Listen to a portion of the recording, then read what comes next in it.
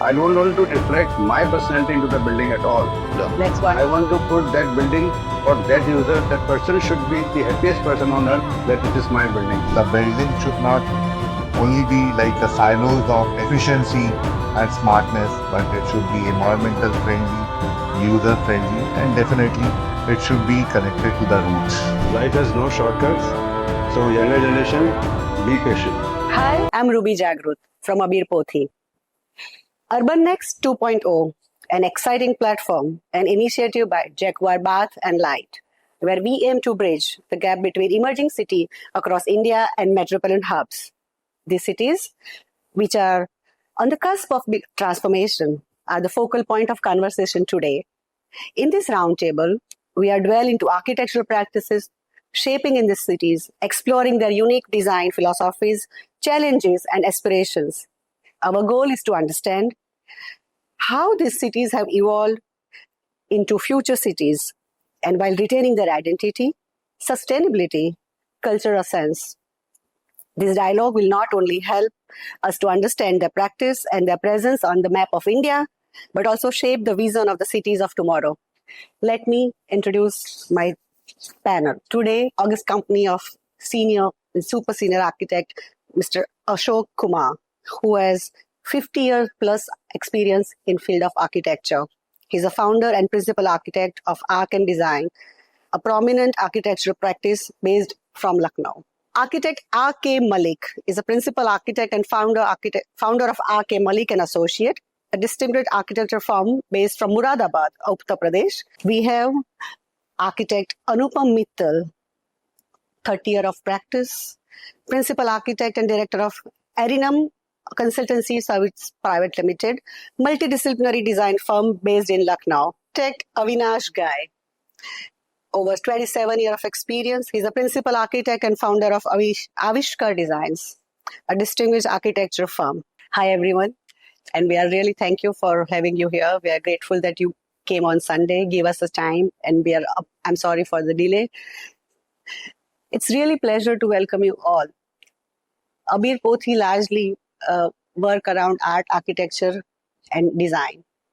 And today we are going to enhance that conversation with you people. See, Lucknow, the city has been always more than a geographic location. Lucknow has its own culture, grace, its own legendary history, and its Nawabi elegance. It is from elegance past to contemporary stories. Today's conversation is not just about the building or the blueprint, but it is also about the architecture of Lucknow, the interpreting legacy, the negotiation of modernity and shaping skyline with the sensibility and soul. In this world, which is rapidly changing, Lucknow teaches us the value of continuity of craft and calm. Let's dive into an honest conversation, and we are eager to hear your idea and opinion about things which we are going to discuss today. All of you are from Lucknow, except you. You've been born and brought up in Muradabad, right? No, I'm born Dalhousie, Himachal. Oh, okay. But not in Lucknow. So you are only who's an outside from Lucknow, but the rest of the forum is from I Lucknow. have spent 5 years for the degree course in Lucknow. Okay. So, since you are a senior and I want to start from with you, like how does Lucknow's culture heritage has influenced your design philosophy as an architect when you were younger and now? And what has changed? Well, it's a very interesting question. You see, Lucknow is known for its art, craft, culture, and traditions. So, rightly said, this part of these attributes, they contribute a lot towards evolving architecture from those times to till today. For example, when we have been looking at building design from, let's say, 30 years ago or so, there were influences of these three things like the traditions, the art, craft, and culture.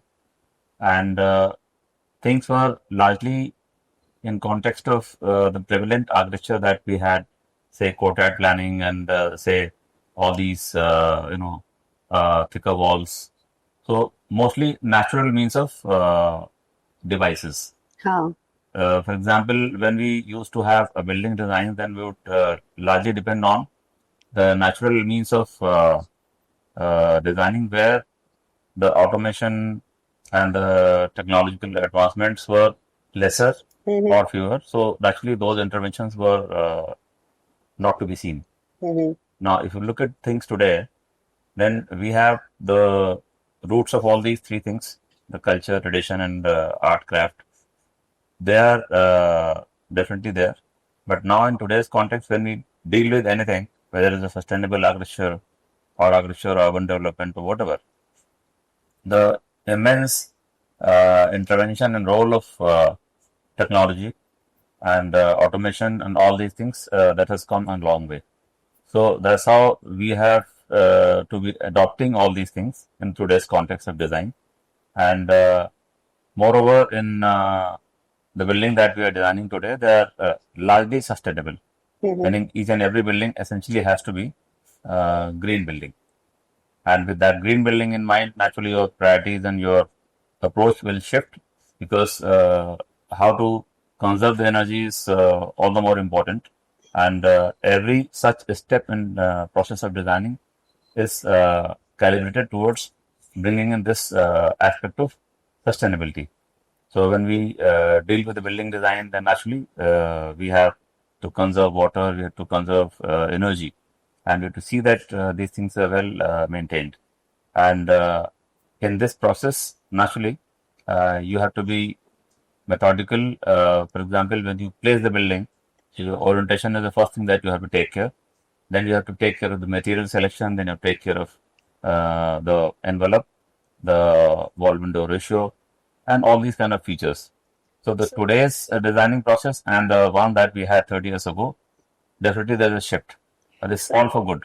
If I take you little back in history, Sure. so when you go to big Imambara, you said multi courtyard building, Yes. So when I asked that how it has influenced you, because those buildings are also considering at that point of time a marvel of their architecture, right? Yeah. So you add to that point that, okay, we want to, that time also they were thinking of water, they were thinking of sunlight, they were thinking of all those things which are supposed to be considered to create an architectural building. And now when you consider them, you have to create a green building and you have to talk about sustainability. You will think of sun cycle, you will think of weather and, all those aspects of the environment while designing the building. So do you think that exposure or growing up in Lucknow and being amidst this kind of big structures has influenced you while you are designing the new building? Or yes, definitely. Or your exposure, your education, your interaction world beyond Lucknow has also a role to play? Very interesting in this context, as you just wanted to know. The context of a place in architecture is very, very important. When we are in Lucknow, for example, I am designing a building in Lucknow, then the context has to be of Lucknow.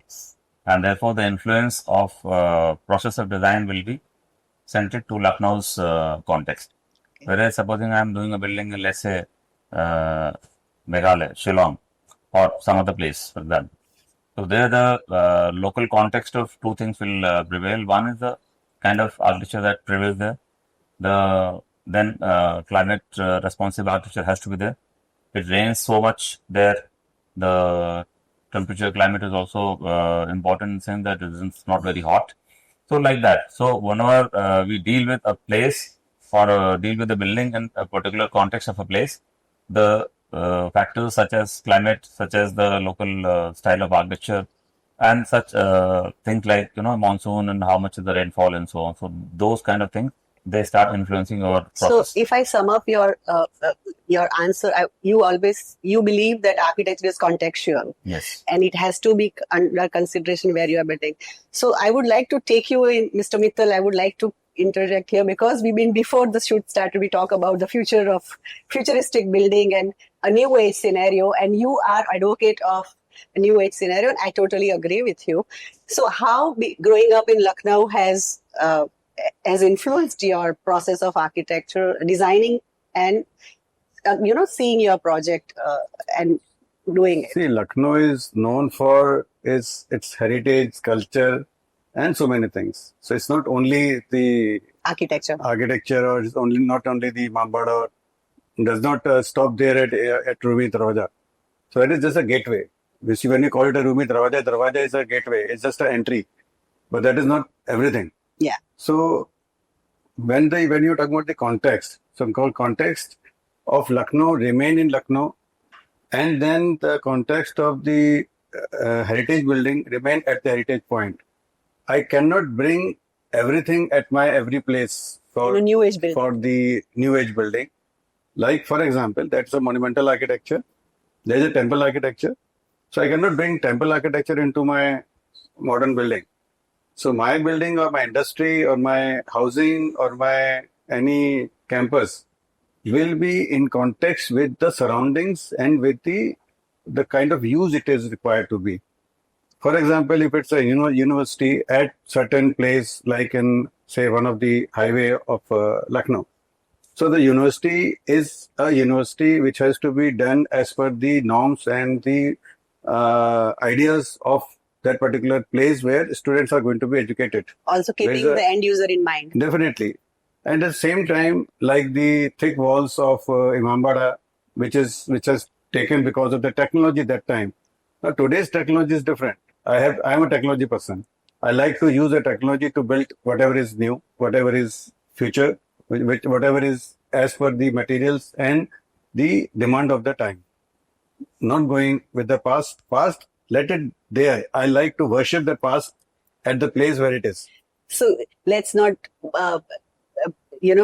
carry the burden of the past, but take the best of it and move forward. That's what you are saying. I would like to take because I'm not repeating the question, but I would like to take, because you've heard three seniors with you sharing their views. So I would like to hear from you what do you have to say about this. So what's the influence of the history, culture, art, heritage, and new age building, need-based architecture, and your take on that? Thank you for asking this question to me. Basically, I want to be very precise in the things, what is in my mind. If I talk about the heritage, after that Lucknow being a tier 2 city, and the growth that we are seeing here and what we are expecting in these tier 2 cities, just the influence of metros or the Western countries or culture. I feel that right now Lucknow is at a pivotal juncture of the pressure of getting smart buildings to holding the responsibility of the root. Both the things. We are at that juncture. Like Ashok sir said, sustainability, green buildings. What I feel, my take on this is, if we talk about the earlier buildings, like if somebody talks about Lucknow and the heritage, he definitely talks about the Imambara, the Ruby Gate, all these buildings. I found these buildings sustainable and green also. Yeah, of course. These are used of all local materials, local products, artisans, everybody locally available. And after that, if we talk about the AQI of this building, that's very good. Tunnel effects, natural ventilation, natural lighting. So these are the routes that I feel we should take in our new green buildings that we want to make sustainable. So the very first thing that I feel that yes, we have to and we should stick to our roots and take the best thing out. But what I feel that this is the thing that we are now taking in a modern context and in a smart way, because nowadays data, digital things, the weather condition, the environment, everything is available with us. But having these features, these things in the new context will definitely going to help us in building a sustainable and green building. What my role and my practice, I think, revolves around is like stitching around all these fragments of heritage, the smartness, and the belongingness to the city. Yes, now I proudly like the Prime Minister moved somewhere else, some other country. So like he's proud to say that we are from India, and definitely today India is standing at that place that we are also proud in Western countries or anywhere saying that yes, we are Indian. That's the same feel I have from Lucknow also, because I have a heritage, I have a culture over here. So I am proud to relate and stick to the root that yes, I am from Lucknow. And definitely we want to take it to the futuristic approach and the new smart things over here. But I want to stick to the roots also. This is my take on this. When Mr. Mittal talk about new age building, futuristic building, and there is a way ahead always. We cannot keep looking back and do the backward journey. We have to do the journey ahead. This question is open to open forum, whoever wants to come. When you are designing a building, first thing is there is a brief. What is the end user? And around that, you will design the building. So how will you try to strike the balance? Because that is the argument we open a discussion with. That, of course, and he said, and rightly so, that culture and heritage is beyond buildings. That's what he said. The kind of food you eat, the kind of clothes you wear, and the value system you practice, that's all is holistically is culture. So how we try and strike a right balance? Since a new age building we talk about, I want to hear from you. How would you try and strike a balance where you want to, or you don't even want to be just... No, it's not like that. I'll tell you. Say in the morning, once you get ready, you generally go to take a small worship with your God. But that is the beginning of the day. But throughout the day, Karm is your puja. Yes. So throughout the day, you cannot just putting those same agarbatti and that thing throughout the day. Throughout the day, it is something which is called work worship. So work and worship means you have to work as per the need, as per the requirement, as per the timeline, as per the technology, as per the requirements of the design brief and everything. So what I mean to say is that if I am designing a particular project, my entire focus is on the user. End user, the design brief, and it is meant for particular person. I don't want to reflect my personality into the building at all. That's wonderful. I want to put that building for that user. That person should be the happiest person on earth that it is my building.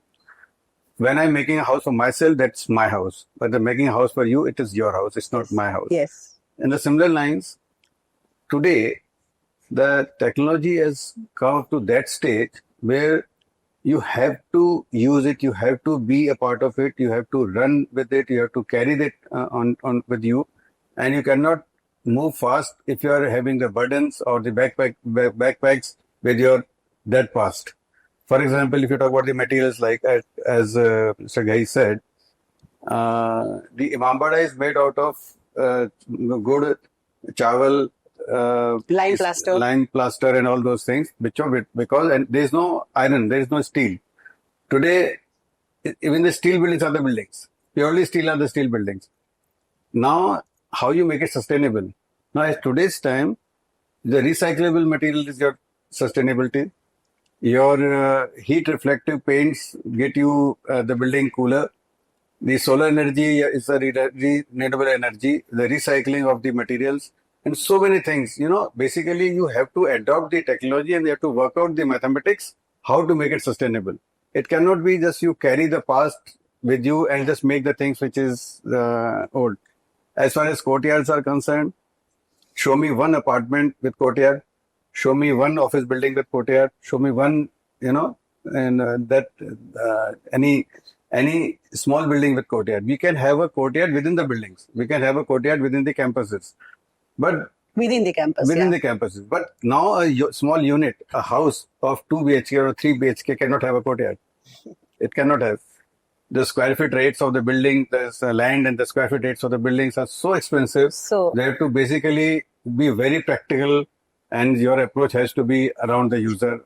So I'm going to put a pin on this heritage plus new age argument, because it's an endless argument. It is a very personal take on your design practice and your philosophy.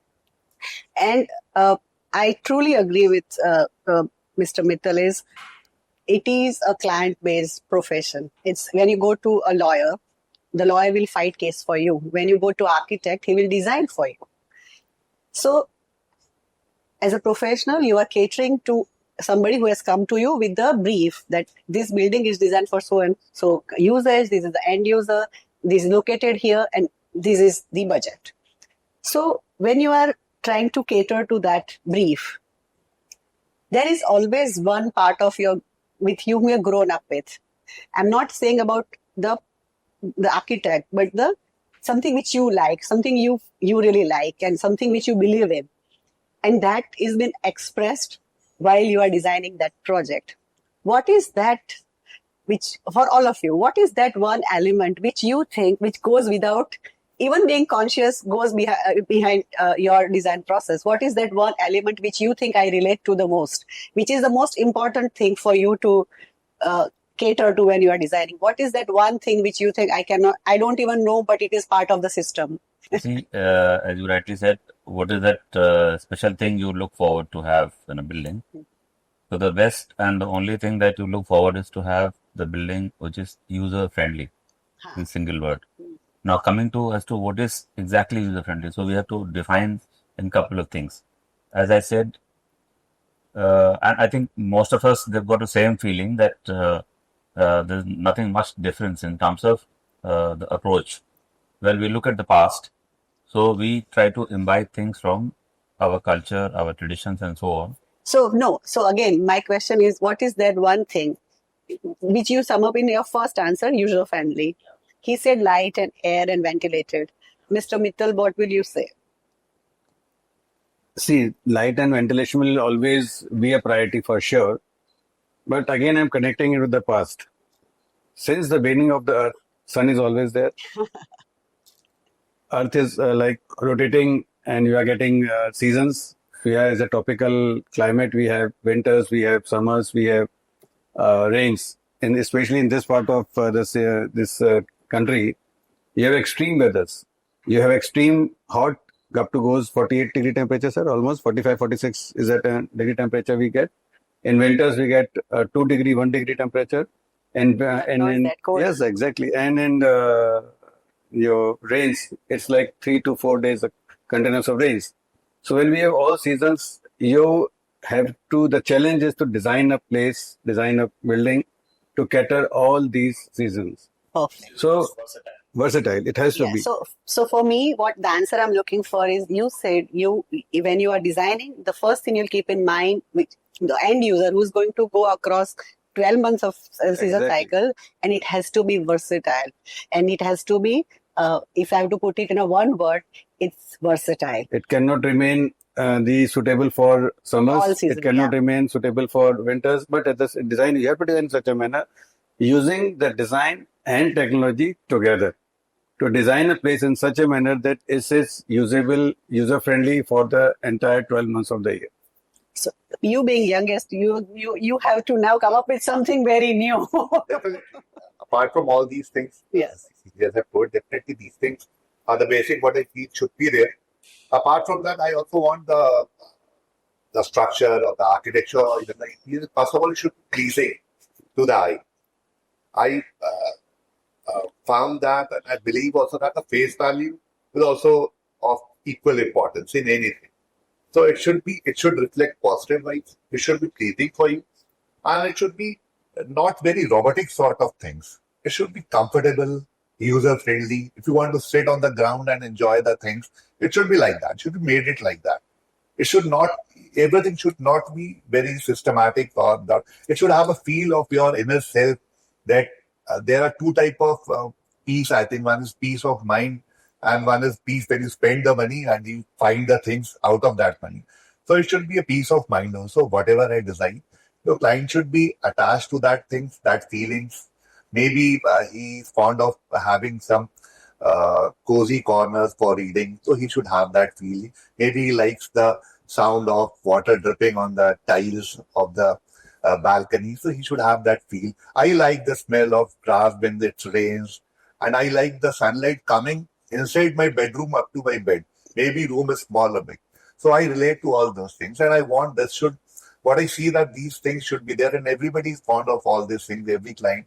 He'll definitely long run will be happy having a room that is lighted, cozy, comfortable, usable, rather than having a air conditioned and a blackout sort of room with all gadgets and smart things. No.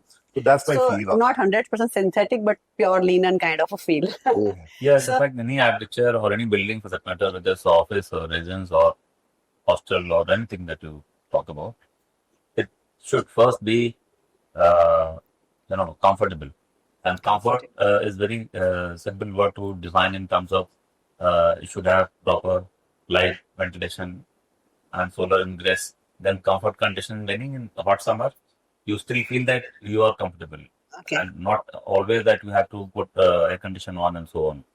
Similarly, in the other way around, on contrary to summer conditions, when you are in winters, so it's not that you have to warm up through blower and so on. So at least those kind of basic tenets of a building design should be ensured in the design process. So that Should I say functional? yes, functional. Yeah. So I'm just trying to Yeah.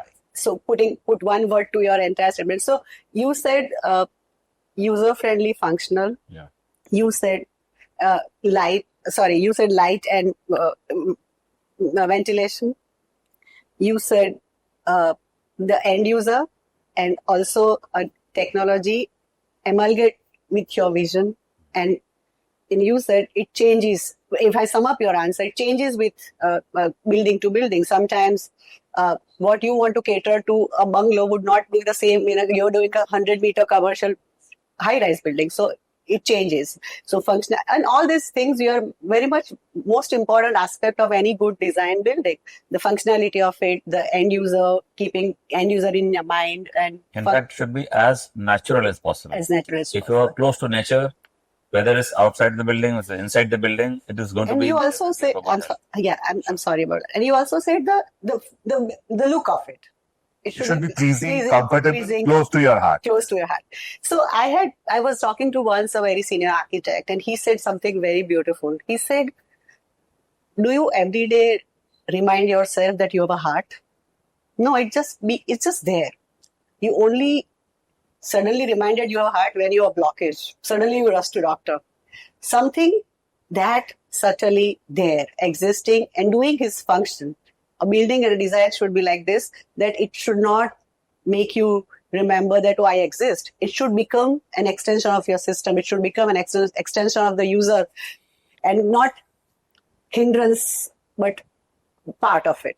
So this is a very interesting conversation. We have started from heritage, culture, and from legacy and the pride of Lucknow to new age and futuristic building. We also talk about your design process. Now, I would like to ask you one thing, that if the maybe strangest brief or the very, very, very confusing brief or a very, very clear brief, which remained with you for a long time, ki what my client was saying, but actually he's looking for this. The reason is that people come up with a lot of ideas because of the globalization. They travel, they go across different countries, they come up with picture, they come up with Instagram thing. And that thing has started coming into brief now, because when people are going to architect, they go with so many ideas. So how do Michelangelo once said that I just removed the extra stone and sculpture was there. Yes. So how do you remove that extra stone that client is coming up with? And how do you, if any interesting anecdote or experience you want to share about client's brief and how you made him realize that it is something which is not applicable here, something like that. It's like this. Supposing somebody gives a brief and he says that, okay, I have these many rooms, or I have these many facilities in the building and these features. So first thing is that in terms of inventory of the spaces you would like to talk about, that is one. Second, the quality of spaces that you would like to talk about, let's say totally contemporary or traditional or neoclassic or whatever. So then second, third is as to what should be the overall aspiration. So once we hear him or her, then we try to understand, okay, this is how the brief is all about. But then I have my own set of questions. By the time I complete the conversation, say 5-10 minutes I have been hearing, then I have started building up my own questions, because there are certain areas where that brief is not elaborate. Okay. Then I put those questions and then try to get further inputs. And once having received all these, we try to translate that into a design process. That's how. So, Mr. Mittal, you just said that the first design is mostly perfect design. So that means when the brief come across you, you are already designing in your mind. this can things happen. Because I know that is how architects, the moment they get the right, the moment they hear the brief, they started having idea, these all can happen. So any interesting experience with you, the client has come up with a brief or the idea and you had to tell him that, okay, no, this is the right thing to do. So I think as an architect, you are also educating your client. Sometimes clients are not aware of a lot of scenario, which it honors into you to make him understand and tell him that. So how you go about it? Because you do more than 50, 60 projects at the same time. Let me answer your this thing first. I wanted to tell something else, but let me answer this first. Very interesting, from the history, from my experience. There were two brothers, they came to us that they were partners in business also, they're real brothers. They said, ki, we have equal size of plots, we have equal amount of money, we have to make two same houses. I said, it's very easy. I'll make one and I'll replicate. The moment I started talking to them, they were two different people. One was north and one was south. I cannot design the same house for both. So I started designing the house for both of them, and they started liking their design. The A was liking his design, B was liking his design. And they were the concern getting started. The condition was the equal amount of money has to be expended, equal amount of square feet area has to be built. It has to look same. Achha. No, look same is okay, but the functional value was absolutely different. During the construction, it was midway. Suddenly, A started liking the B's house and B started liking the A's house. And that was the most critical scenario. But I kept my foot strong. I said, don't worry. I know what you want. I know what you want. A and B both are. Okay, I said, they have confidence. They said, you continue. And finally, A liked his house and B liked his house. And they never liked the other house because their personality was different. So, design brief, sometimes when people come together as a family, the design brief is same. But slowly, gradually, design brief changes. At the same time, I'll call it a evolution of design brief. I won't call it a design brief. I'll call it an evolution of design brief because it evolves. It evolves with the time, with the experience, with the understanding of the subject. Because most of the people, what we are talking about is the house for end user. But it is not architecture. It stops here. We are designing public buildings. For example, we are designing railway stations. Now, who's the client? And where is the design brief?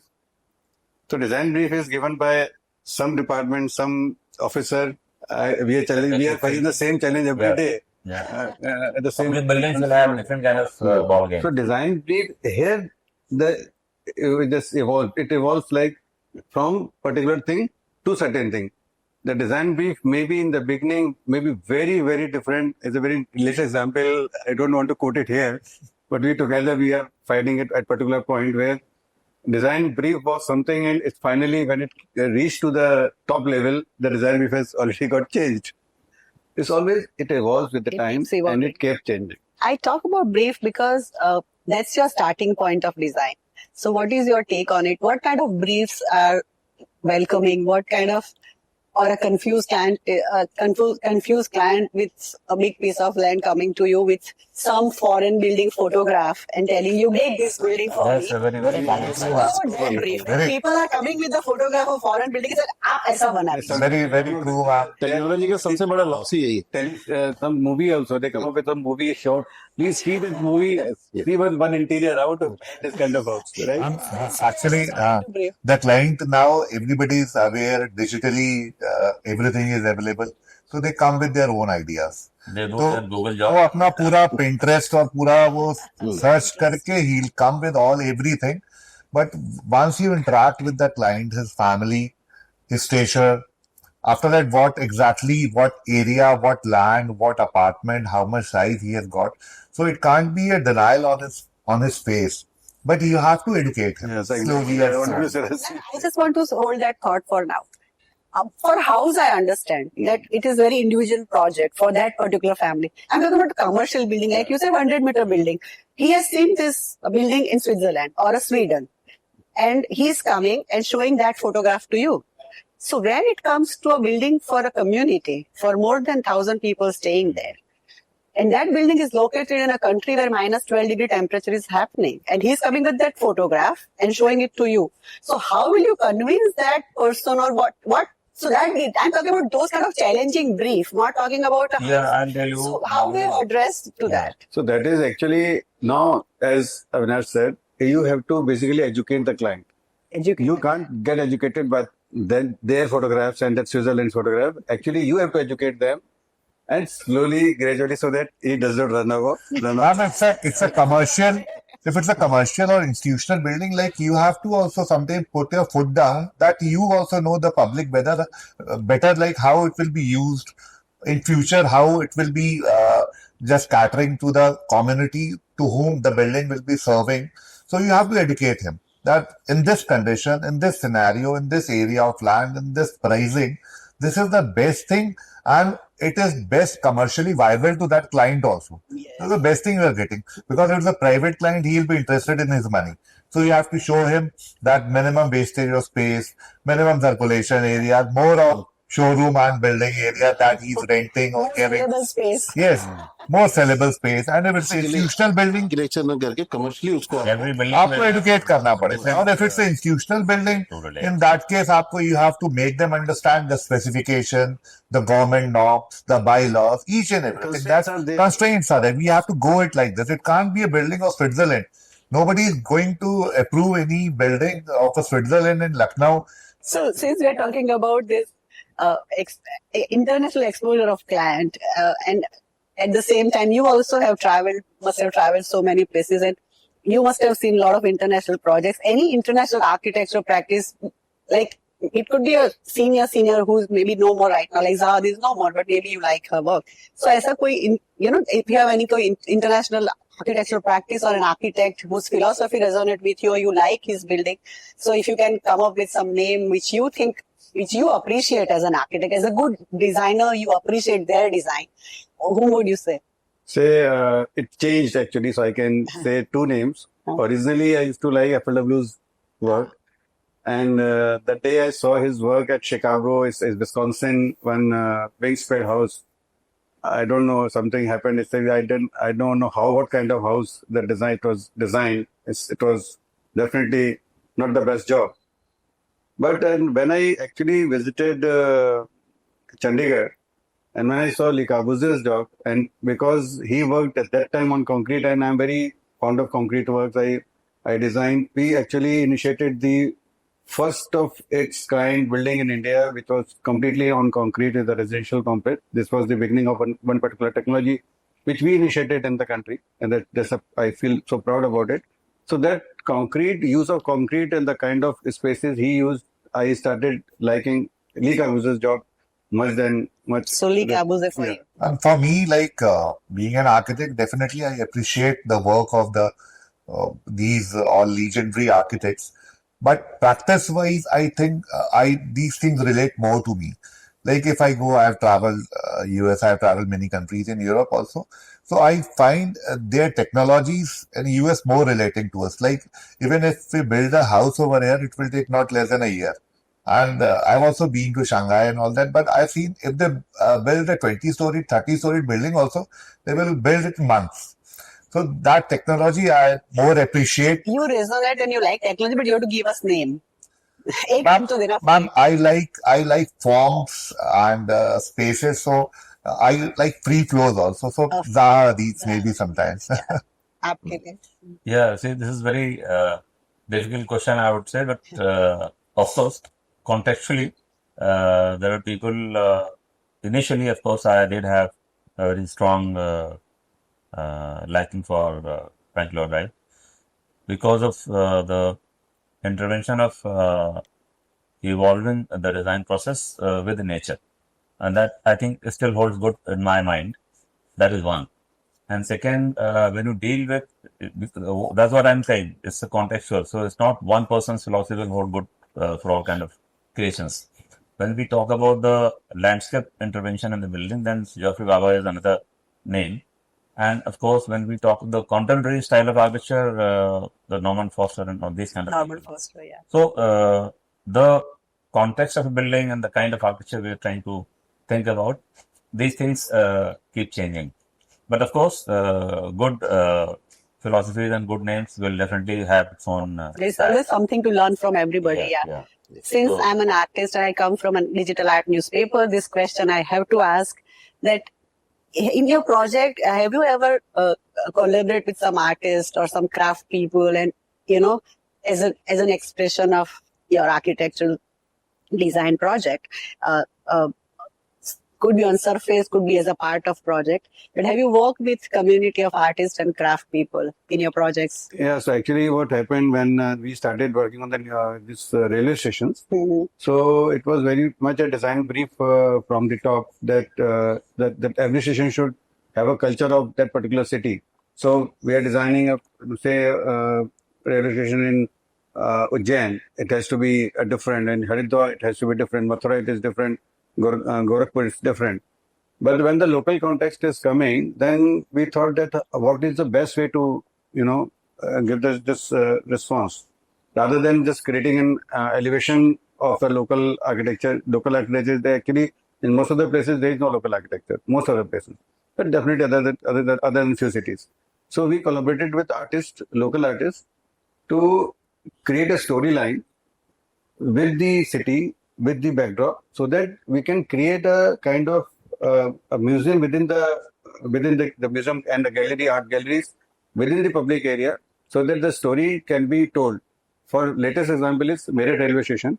When we were designing, the member of parliament, Mr. Arun Govel, is the member of parliament there. He said that how can we create something with the history? So Meerut was the place from where 1857 Gadar was started. So what we have done it, we have collaborated with the artists to create that story in a way so that with the moment you enter, it started with black and white era to the space era with the history from 1857 Gadar and extra. So that artisans are very good way to adopt that story within the project. So that is how we are doing it. For you, involvement of art, how important it is? I like to quote a case study. Once I was working long back with one of the energy giants. We were working on their housing project. They were into their all technical stuff, all gas and energy things. We were doing housing for them. So because their main focus was their technical aspects, so there was a policy change and there was a financial crunch on my project, my part only, the housing part. It was in Barmer. So at that time, I took it as an initiative of creating something. So I tried to connect with local people and the fancy things earlier I designed, murals and all that. So I took the help of local people, artisans over there, and tried to, rather just scrapping off that particular thing that I won't do this now, this will go off. I tried to get the thing from local people, artisans over that, and it come out very nicely. And a different vocabulary I came to learn from them, a different design aspect, and I found it good. So that was one of the incidents I remember. So you think involvement of art add value to your project and also take it further than only architecture? You think that? Do you agree with it? Yes, very well. It's really And very required. strongly I feel about it. I'll give you two examples. One, exactly where the artisans are involved. Second, where the multi-skilled professionals are involved. Artisan is not just one. There are multiple kind of people. I'll take that first and then talk about the other one that in short time. So I'm doing a project that's almost about complete now. The museum, kind of a science academy museum project in Odisha, that in Jaquar location. And the idea was to have a museum which is having all kind of, evolved situation. So this natural, we had a number of galleries. So there were 7 galleries. So we had a, automation as to how it developed, right from bullock cart to this space age where we have aircraft and so on. And then we have a space, cosmic age, and going back to the past till now. Then human evolution, the anatomy, the body you can see, and then as to how we are in the today's context. So there are 7 galleries. So these 3-4 galleries are for different sectors of life. And then there is this what do you call planetarium also. Then there are experiential galleries made of this AR and VR, this augmented reality and virtual reality. So there we had all these different professionals to take care of these curation. And then the most important is the museum curation. You know that. When you have to deal with a museum, then you have a curator. And then there is a storyline which holds good, and the storyline has to be evolved first. Based on the storyline, then you have to select the materials and get the designs done and dummies, and then finally put it in the final mode of execution. So that was one example where there's a good amount of intervention from different skilled people, right from artisans, local artists, to even that AR, VR, we had this, Odia language also to take care of the headphones and so on. The second example I'm trying to talk about is about Rajasthan House in Delhi. So that's just like any other state bounds. So there we have complete exterior of a Rajasthani style of architecture. Complete interior is of, again, Rajasthani style, where we have right from the reception to lobby to all these rooms to moving areas, corridors, etc. Everything is having this Rajasthani style of architecture, and the local artisans for giving sculptures and those kind of things have been roped in. So these are two examples I wanted to share with you because they would definitely go a long way in terms of portraying the soul of the building. What we are doing in museum is basically to create that effect so that you get a soul in that building. Simply a building and not having much of all these things will be a soulless. Similarly, in a building like Rajasthan House, if you are there in the building, you should feel that you are in Rajasthan-like context. So that's how it is important. So architecture is always known as mother of all art forms. Yes. So if one art form besides architecture, if you have to say, I don't mind trying my hand with, तो वो कौन सा होगा art form? Painting. For you? I'm already in filmmaking, so I'll continue the filmmaking. Yes. For you? I like acting. I can go with that. So you have actor in house. I mean, The deal is signed. which art form you think you will dwell with? You will try to explore more. See, if you really talk in terms of art form, then the sculpture is one, but then I would like to slightly move little, orbit, and that is a landscape. Landscape. Because landscape is just like an art form, which is very, very integral to the building's aesthetics. Dead-looking building can be made vibrant by virtue of good information of landscape. So I always see landscape is an extension of your building. Exactly. And an extension of your building is a city scapes and city plazas. And not only that, let me tell you, landscape has got a role to play much inside as well. Of course. Because now you have an interior landscape in most of the new buildings you see, public buildings or even hotels or malls, wherever you see. Now that means this is a very, very strong art form. Also, when we talk about the landscape, the intervention of the mural. Mural is also very intense and integral part of the building design process. So you all agreed, which is ears to my music, music to my ears, because you said art is an integral part and we should use it. So please use it. So young artists from Abir, India and my foundation's bachas can have some benefit out of it. The stories fun apart from that, what I would like to, which is going to be last two questions of mine, in what I would like to ask that whenever we travel to abroad or some foreign country, which is mainly first world countries, we see the big community building, community spaces, the island of the huge roads and all.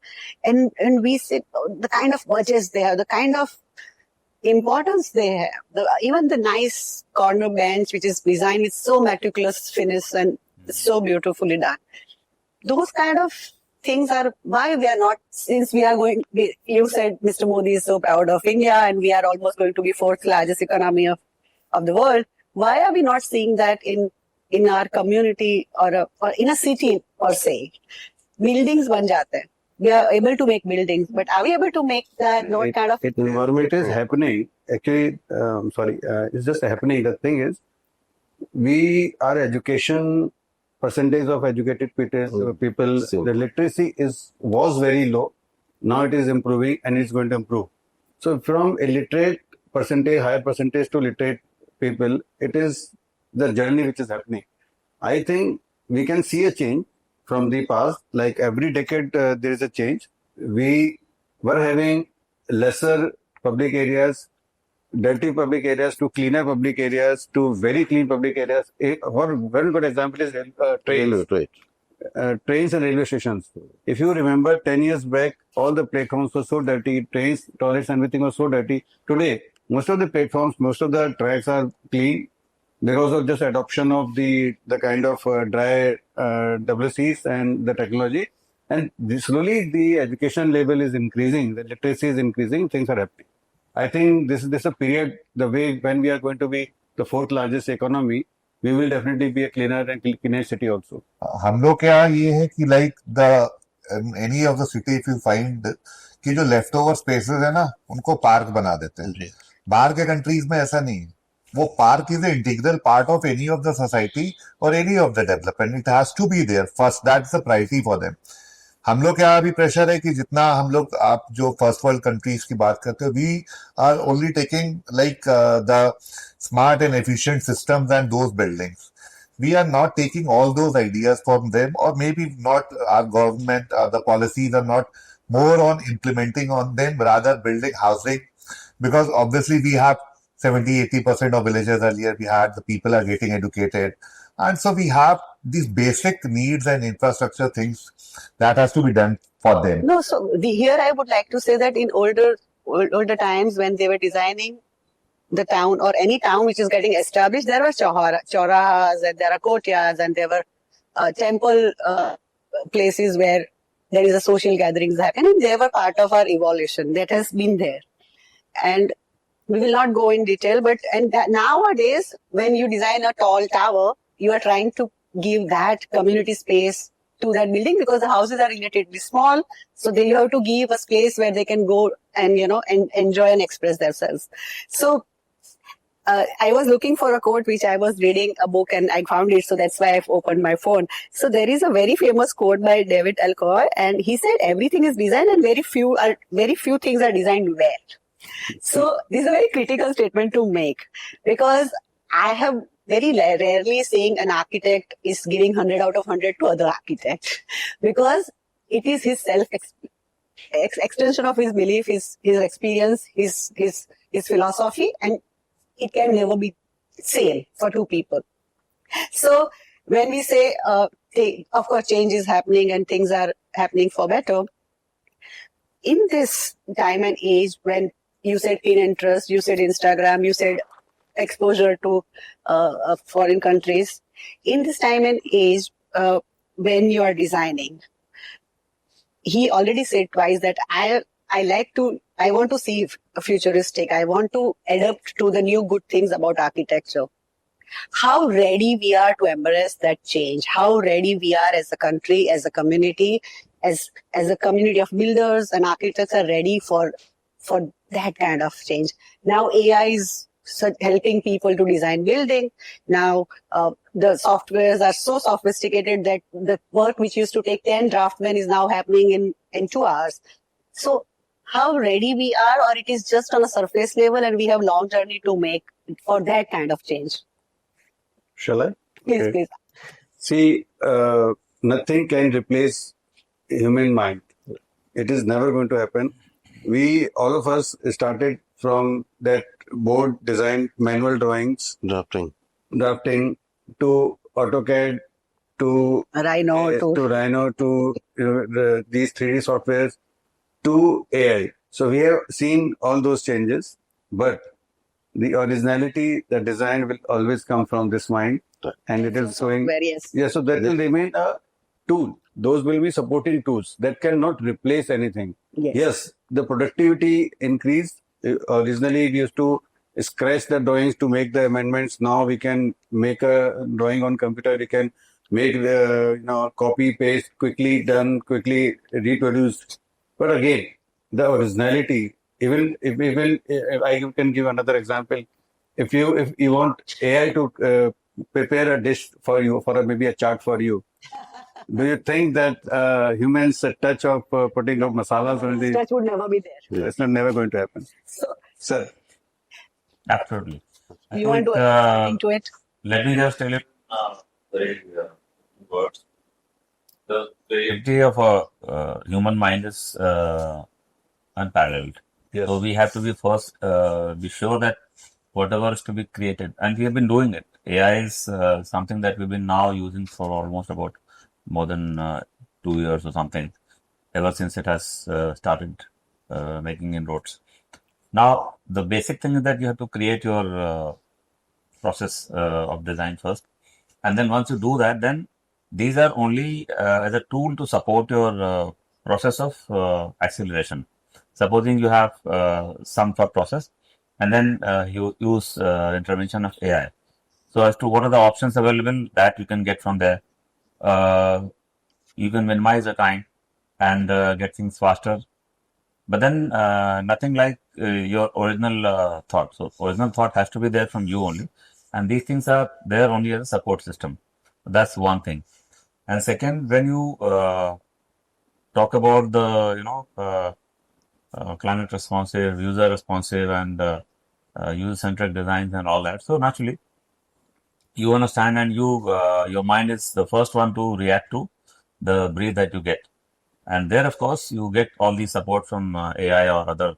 So your belief system is your raw material, irrespective of what tool you are using. Yes. AI can be a tool, AutoCAD can be a tool, or a pencil can be a tool. Exactly. So AI is the creation of human mind only and works on the data only. Yes. That sometimes humans, data, that yes. human only created. I think we talked about, there were different set of questions, but we talk about things in a way that I have to drop things because they were all addressed in your conversation.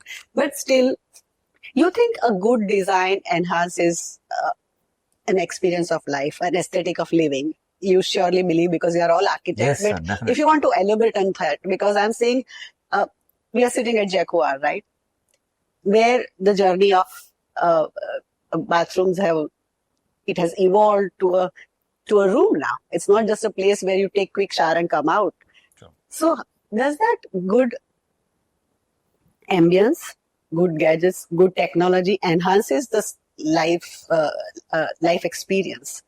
And you would also, of course, agree with it. But if you want to give an example or anecdote that because of that design, that thing happened. If you have any kind of anecdotes to share, that helped that thing to happen, or it was instrumental to get that change. Like, let's say a simple ramp, for a physically able people, a ramp would. Yeah. It is answered here in this curve. Jaquar, bath and light, plus light. So your question's answer is here on this mug that they were manufacturing bathroom fittings, but to enhance the design of those particular articles, the light has been added. So accordingly, I think no, not only in context to bathroom. I think any good design would enhance the experience of living. Yeah. Yes. Now, a badly designed home can make you ill, but a good designed hospital can make you fit that's within what a I'm so hours. health. You can feel better cured, and maybe Yes. I'll tell you, for example, I'm doing healthcare buildings in a big way. So when we design the buildings, nowadays the focus is to make it like a corporate hospital. When I'm dealing with the public hospital, maybe a government hospital, the spaces that are being curated, they are at par with the corporate hospitals, because people's aspiration have got changed now. Yes. And they are now looking for a building where, suppose you go there, then as a patient, then you are half cured when you are in the space. Yes. And then half treatment will, of course, doctors will take care of. Even the expectations have increased. Yeah. Expectations have. Yes, Yeah. ma'am, we are working with Vedanta from last 7-8 years, and the kind of ambience, the space, the vibrancy, the colors they give over there, you really feel amazing over there, and really it helps in enhancing your health, your conditions, everything. Maybe patient that wants to come again and again. Maybe not, but going to a hospital that's like very dull and stingy Yes, sort but of being thing. in a black box and being in a white box. Yes, If you are it makes a made to difference. sit in a black box, after a point, Yes. you would say, I want to get out. Sometimes yes, the patient extend their stay कि हम 2 दिन और रह जाते हैं, कोई बात नहीं, पूरा ही ठीक होते जाएंगे. feel Environment basically बहुत impact देता है. stimulating. In fact, it's kind of a healing effect. It works. It works. And none of you can say no to it. Now, You have to vouch for it. yes. So we have to we can talk about your journey. We can talk about in detail. But what I gathered from it is, there are some basic principles which all of you followed and talk about, that, end user, light and good ventilator space, very well designed space, very well understood brief, and very well executed plan. So we all are talking things which is very essential to architecture. So what makes two architects building different is their own personality. That's what my take from this conversation. And that is why when I complain that two architects never give 100 out, because those two are different people. So now we are going to have some fun part, because we talk about personal journey and personal personality. So this is a kind of a quiz which is talking about your personal thing, and you have to give one word answer, no long answers, okay? So आपसे शुरू करेंगे, then you all have to answer. Favorite space in your home? Toilet. For you? My TT room. Oh, you play table tennis? Mm. You? My AV room. Actor. Yeah. I've got a lounge in my building. Okay. It's got a pool table and a home theater like thing. So that's the most relaxing space I find. So you would like to be tea on the side or coffee at your desk? Tea on the side. Coffee on my desk. Coffee. Coffee. What's your architecture guilty pleasure? If I have to elaborate this question, is what is there one thing which you do and you really feel happy about? Besides architecture or? No, within the realm of architecture. Okay. So if I want to elaborate or help you in the answer is, first sketch could be there. Somebody's end of the project. Sometimes taking your own time to. So I can't give you. I got it. answers. I got it. I can't give you. answers. From my side, I'll tell you the answer first. The best part is the storytelling to the client That is- and convincing him. And just feeling that, yes, he's getting my thing, then he's agreed to me. That's the best part for me. Getting the project. Yeah. After that, maybe the project takes place or not, but convincing him, putting my For ideas. me, it is the day it starts executing. There's different day of execution. So your First first day of break, execution. yeah, first break For later. me, it's the completion of the project. Completion of project.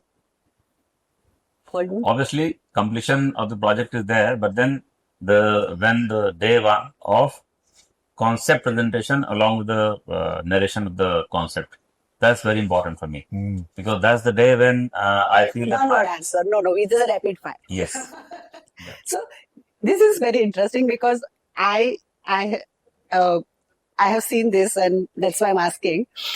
Most random object on your desk right now, which not necessarily for your architectural practice. I think anything that's something. on my table. Only the pad and There is a computer. That's all. there's a tag which is where the line is written. This is my castle. That's what I'm looking for. I have lots of colored highlighters. I like things in color. Architects have like bunch of highlighter on the table and they never use it.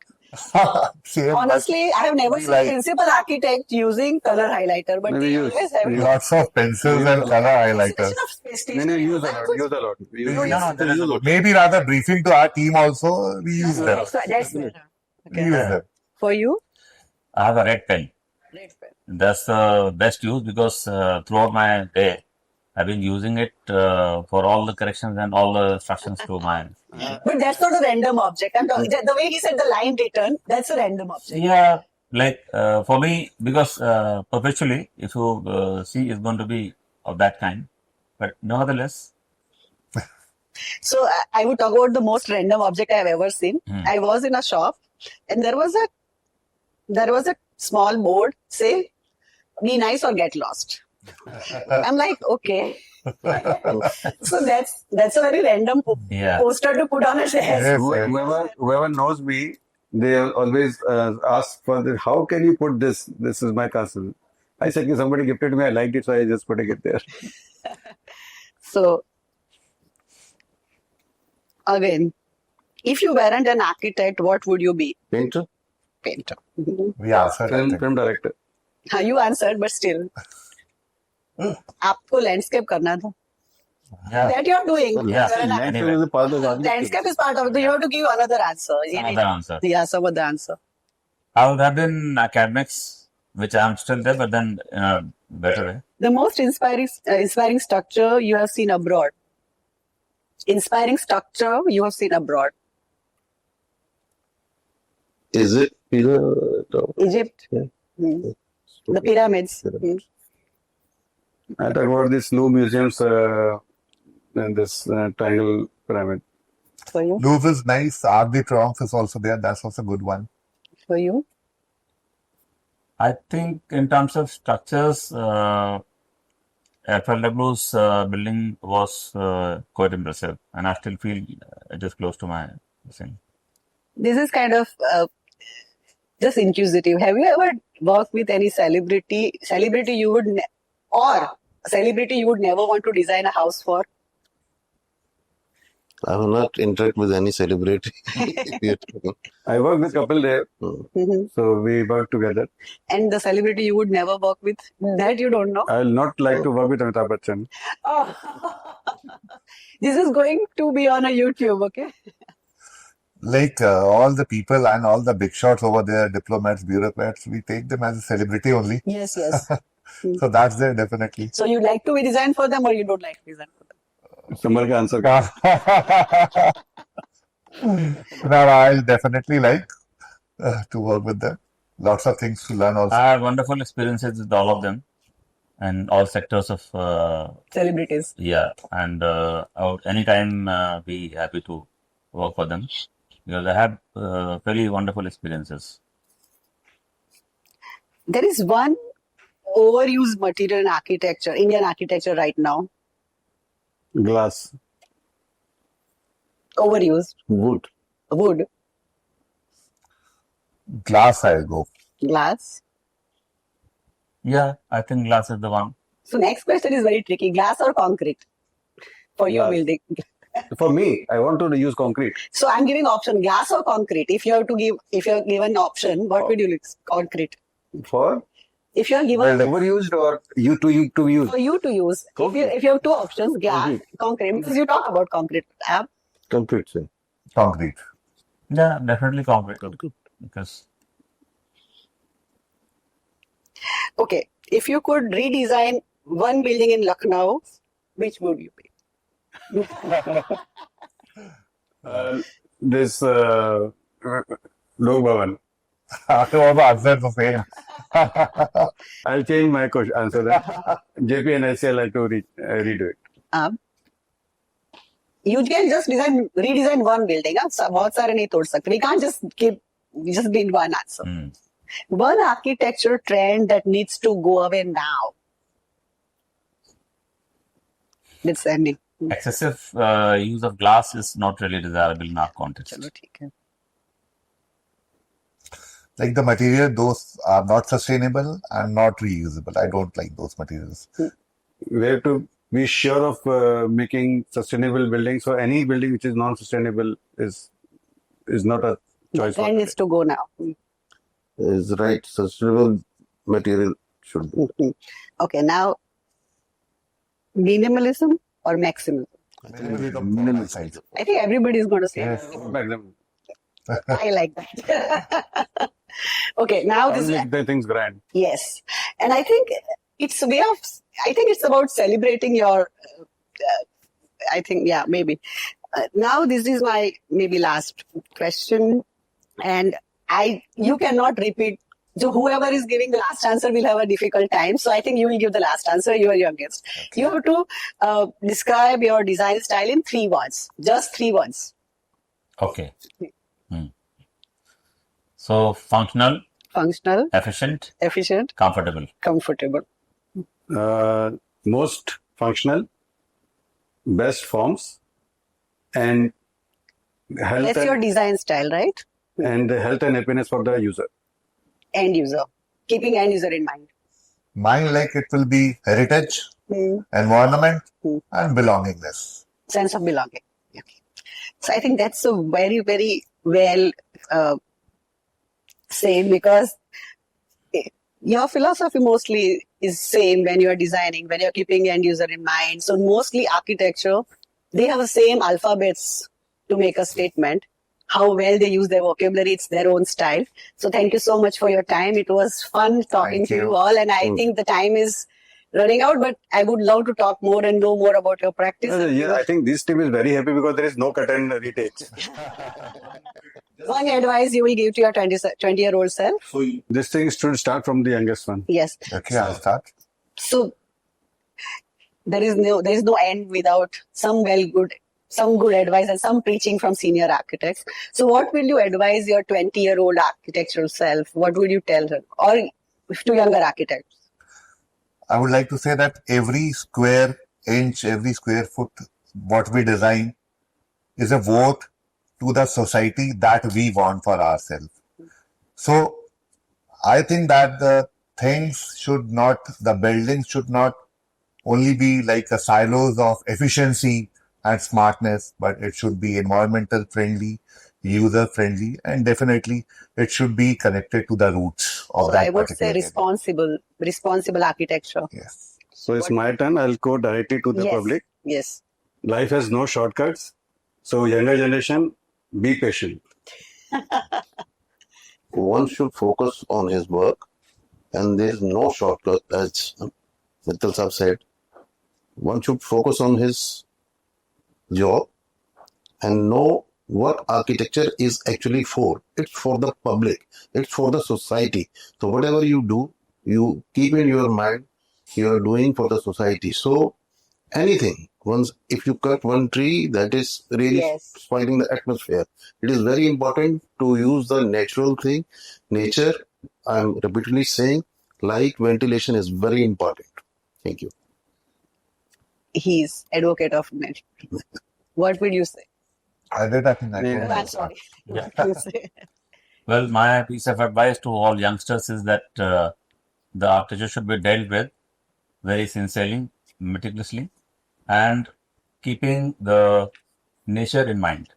It should be very, very close to your heart when you deal with the architecture thing. Again, responsible architecture. Yeah, and moreover, when you deal with the architecture, there should not be an attempt to go for a shortcut, because I've noticed that most of the times people go for a shortcut in terms of not really, doing justice to the project.